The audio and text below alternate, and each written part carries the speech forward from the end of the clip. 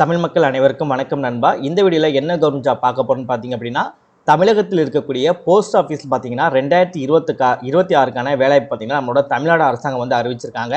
அதை பற்றி இந்த வீடியோவில் நம்ம ஃபுல் டீல்ஸாக வந்து பார்க்க போகிறோம். இந்த ஜாப்பில் முக்கியமான 2 விஷயங்கள் என்னன்னு சொல்லி பார்த்தீங்க அப்படின்னா, பணியிடத்தை பொறுத்த வரைக்கும் உங்களுக்கு தமிழ்நாடு தான் பார்த்தீங்க அப்படின்னா ஒர்க்கிங் லொக்கேஷனும் இருக்கும்.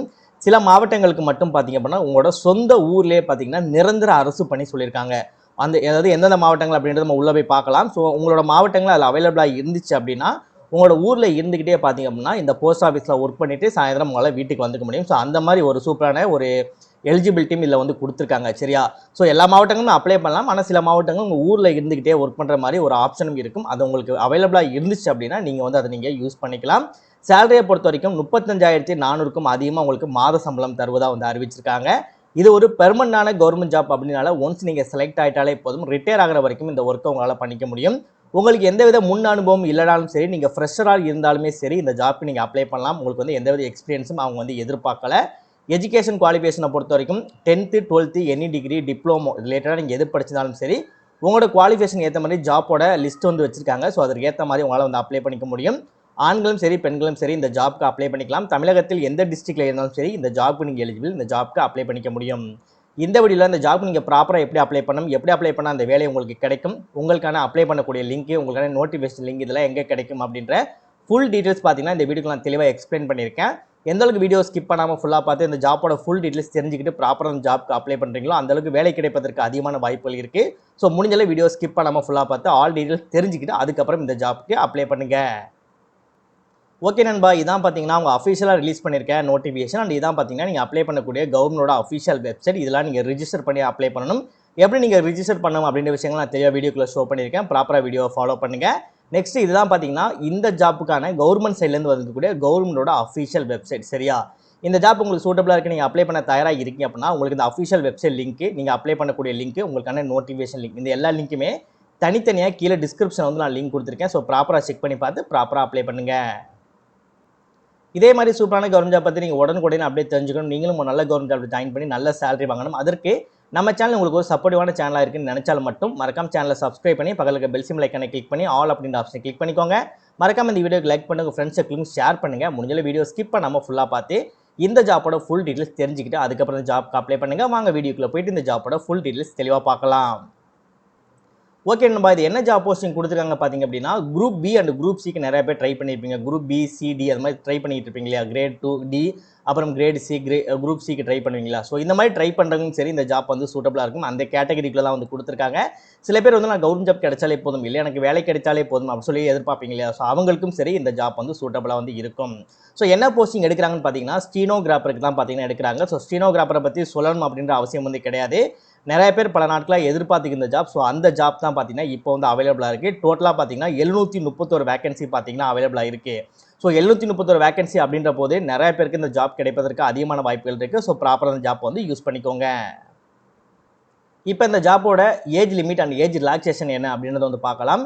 ஸ்டீனோகிராஃபர்லேயே கிரேட் சிக்கு அப்ளை பண்ண போறீங்க அப்படின்னா உங்களுக்கு 18 வயதிற்கு குறைவாக இருக்கக்கூடாது, 30 வயதிற்கு அதிகமாக இருக்கக்கூடாது. உங்களுக்கு ஏஜ் ரிலாக்ஸேஷனுமே கொடுத்துருக்காங்க. அது யாராருக்கு பொருந்தும் அப்படின்றத இதுக்கப்புறம் நம்ம வந்து பார்க்கலாம். அதே நீங்கள் ஸ்டீனோகிராஃபருக்கு கிரேட் டிக்கு அப்ளை பண்ண டிக்கு அப்ளை பண்ண போறீங்கன்னா உங்களுக்கு வந்து 18 வயதிற்கு குறைவாக இருக்கக்கூடாது, 27 வயதிற்கு அதிகமாக இருக்கக்கூடாது. ஸோ சொல்லக்கூடிய ஏஜ் லிமிட் எல்லாமே பார்த்தீங்க அப்படின்னா 1/8/2026 இந்த வருடத்துக்குள்ள உங்களுக்கு வந்து இந்த ஏஜ் லிமிட் வந்து இருக்கணும் அப்படின்னு இருக்காங்க. ஸோ அதையும் நீங்கள் வந்து ஃபாலோ பண்ணிக்கோங்க. இப்போ ஏஜ் ரிலாக்ஸேஷனை பொறுத்த வரைக்கும் எஸ்சி எஸ்டி கேட்டகரி இருக்குன்னா எக்ஸ்ட்ரா உங்களுக்கு ஒரு 5 வருடம் கொடுத்துருக்காங்க. 35 வயது வரைக்கும் உங்களால் வந்து அப்ளை பண்ணிக்க முடியும். ஸ்டீனோகிராஃபர் கிரேட் சிக்கு அப்ளை பண்ணுறீங்க அப்படின்னா ஓபிசி கேண்டிடேட் இருக்கீங்க அப்படின்னா உங்களுக்கு எக்ஸ்ட்ரா ஒரு 3 வருடமும் 33 வயது வரைக்கும் கொடுத்துருக்காங்க. பிடபிள்யூபிடிலேயே அன்ரிசர்வ்டு இடபிள்யூசி இருக்கீங்க அப்படின்னா எக்ஸ்ட்ரா ஒரு 10 வருடம் 40 வயது வரைக்கும் கொடுத்துருக்காங்க. பிடபிள்யூபிடிலேயே ஓபிசி கேண்டிடேட் இருக்கீங்க அப்படின்னா எக்ஸ்ட்ரா ஒரு 13 வருடம் கிட்டத்தட்ட ஒரு 43 வயது வரைக்கும் கொடுத்துருக்காங்க.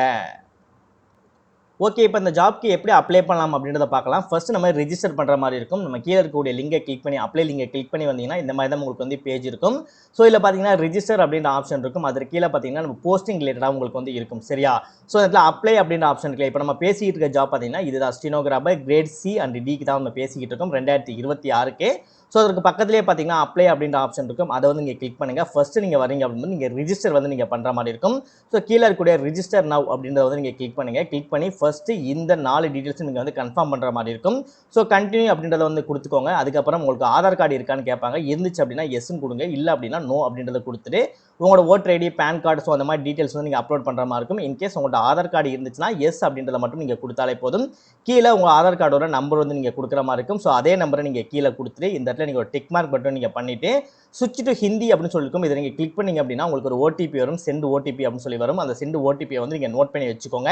நெக்ஸ்ட் இதில் பார்த்தீங்கன்னா உங்களோட ஃபுல் நேம் வந்து எழுதுற மாதிரி இருக்கும். உங்களோட 10th சர்டிஃபிகேட்டில் என்ன நேம் இருக்கோ அந்த நேம் தான் இந்த இடத்துல நீங்கள் வந்து மென்ஷன் பண்ணணும்.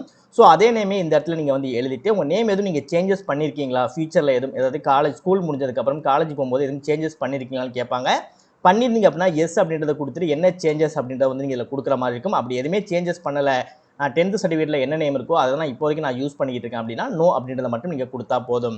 நெக்ஸ்ட் இந்த ஏரோ மார்க்கை கிளிக் பண்ணி மேலா ஃபீமேலா அப்படின்றத சூஸ் பண்ணிக்கோங்க. நெக்ஸ்ட் இதையும் கிளிக் பண்ணி மேலா ஃபீமேல் அப்படின்றத கொடுத்துட்டு டேட் மந்த் இருக்க மாதிரி உங்கள் டேட் ஆஃப் பர்த் கொடுத்துட்டு so same date of birth இங்கேயும் நீங்கள் கொடுத்துட்டு இந்த இடத்துல உங்களோட ஃபாதரோட நேம் எழுதிக்கோங்க. ஸோ இதுலேயும் உங்களோட ஃபாதரோட நேம் எழுதிட்டு இதில் உங்கள் அம்மாவோட பேர் எழுதிட்டு இதுலேயும் உங்களோட மதரோட நேம் வந்து எழுதிக்கோங்க. நெக்ஸ்ட் நீங்கள் 10th எஜுகேஷனுக்கு வந்து கேட்பாங்க. நீங்கள் எதில் படிச்சிங்க, ஸ்டேட் போர்டா, சென்ட்ரலா, இல்லை மெட்ரிகுலேஷனா அப்படின்றத நீங்கள் சூஸ் பண்ணிவிட்டு ஸோ இதையும் கிளிக் பண்ணி அந்த சென்ட்ரலா, ஸ்டேட்டா, மெட்ரிகுலேஷனா, இல்லை சிபிஎஸ்சியா, ஸோ அந்த மாதிரி நீங்கள் சூஸ் பண்ணிவிட்டு உங்களோட 10th ரோல் நம்பர் இருக்கும் தெரியுமா, உங்களோட டிசி இல்லை உங்கள் மார்க் ஷீட்டில் பார்த்தீங்கன்னா இருக்கும். ஸோ அந்த ரோல் நம்பர் இந்த இடத்துல நீங்கள் போட்டுட்டு அதே ரோல் நம்பர் இந்த இடத்துல போட்டுட்டு எந்த வருடம் நீங்கள் படித்து முடிச்சிங்க அப்படின்றத கிளிக் பண்ணி சூஸ் பண்ணிவிட்டு இதுலேயும் எந்த வருடம் படித்து முடிச்சிங்கன்றதை கிளிக் பண்ணி சூஸ் பண்ணிவிட்டு நீங்கள் ஹையர் எஜுகேஷனை பார்த்தீங்கன்னா நீங்கள் எங்கே படிச்சிங்க, 10th 12th கிராஜுவேஷனா, பிஹெச்டா என்ன படிச்சிருக்கீங்களோ அதையும் நீங்கள் இந்த இடத்துல நீங்கள் சூஸ் பண்ணிவிட்டு உங்களோட மொபைல் நம்பர், உங்களோட இமெயில் ஐடி கொடுத்துட்டு சேவ் அண்ட் நெக்ஸ்ட் அப்படின்றத கொடுத்தீங்க அப்படின்னா உங்கள் மொபைல் ஆர் இமெயிலுக்கு பார்த்தீங்கன்னா ஒரு ஓடிபி வரும். ஸோ இந்த ஓடிபி வச்சு நீங்கள் நெக்ஸ்ட் ஸ்டெப் வந்து உங்களோட பாஸ்வேர்டு வந்து நீங்கள் கிரியேட் பண்ணுற மாதிரி இருக்கும். நெக்ஸ்ட் உங்களோட அடிஷனல் இன்ஃபர்மேஷன், அதாவது உங்கள் அட்ரஸ், எஜுகேஷன் வந்து கொடுக்குற மாதிரி இருக்கும். ஃபைனலாக எல்லாமே நீங்கள் டிக்ளேர் பண்ணி முடிச்சிட்டாலே போதும். திரும்ப இந்த பேஜுக்குள்ளே லாகின் அப்படின்னு இருக்குல்லையா, அதை கிளிக் பண்ணி உள்ளே வந்துட்டு இந்த இடத்துல உங்களோட யூசர் நேம், நெக்ஸ்ட் உங்களுக்கான பாஸ்வேர்டு கிரியேட் பண்ணிக்கலாம். அந்த பாஸ்வேர்டை கொடுத்து இதில் கொடுத்தக்கூடிய கேப்சாவை ப்ராப்பராக அந்த பாக்ஸில் டைப் பண்ணிவிட்டு லாகின் அப்படின்றத கிளிக் பண்ணி உள்ளே போயிட்டு நீங்கள் அப்ளை ஆகிடுச்சா இல்லையா அப்படின்றத செக் பண்ணிக்க முடியும். நெக்ஸ்ட் அந்த ஜாப்க்கு எக்ஸாமினேஷன் இருப்பதாக அறிவிச்சிருக்காங்க. எக்ஸாமினேஷனை பொறுத்த வரைக்கும் நம்ம தமிழ்நாட்டிலே வந்து கொடுத்துருக்காங்க. பாருங்கள், சவுத் ரீஜன்லேயே வந்து கொடுத்துருக்காங்க. புதுச்சேரி, தமிழ்நாடு, தெலுங்கானா இது 3மே பார்த்தீங்கன்னா இதில் வந்து அவைலபிளாக இருக்குது. ஸோ தமிழ்நாடை பொறுத்த வரைக்கும் கோயம்புத்தூர், மதுரை, சேலம், திருச்சிராப்பள்ளி, திருநெல்வேலி, நெக்ஸ்ட் கிருஷ்ணகிரி அப்படின்னு சொல்லிட்டு எக்கச்சக்கமான டிஸ்ட்ரிக்ட் வந்து கொடுத்துருக்காங்க. ஸோ உங்களுக்கு எந்த டிஸ்ட்ரிக்ட் கம்ஃபர்டபுளாக இருக்கோ அங்கே போய் நீங்கள் எழுதிக்க முடியும். நெக்ஸ்ட் எக்ஸாமினேஷனை பொறுத்த வரைக்கும் எப்பவும் போல தான் நார்மலாக தான் வந்து கேட்டிருக்காங்க. General intelligence, general awareness, English language compensation சொல்லிட்டு கேட்டிருக்காங்க.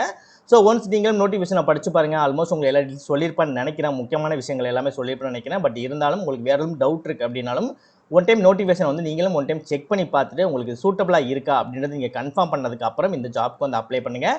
ஸோ இதோட எல்லா டீட்டெயில்ஸோட லிங்க்கும் பார்த்தீங்கன்னா கீழே டிஸ்கிரிப்ஷன் வந்து நான் தனித்தனியாக வந்து கொடுத்துருக்கேன். ஸோ டிஸ்கிரிப்ஷன் இருக்கக்கூடிய லிங்கை கிளிக் பண்ணி ப்ராப்பராக செக் பண்ணி பார்த்து ப்ராப்பராக அப்ளை பண்ணுங்கள்.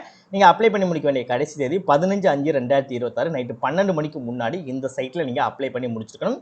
வேலை கிடைக்க வாழ்த்துக்கள் நண்பா. All the best.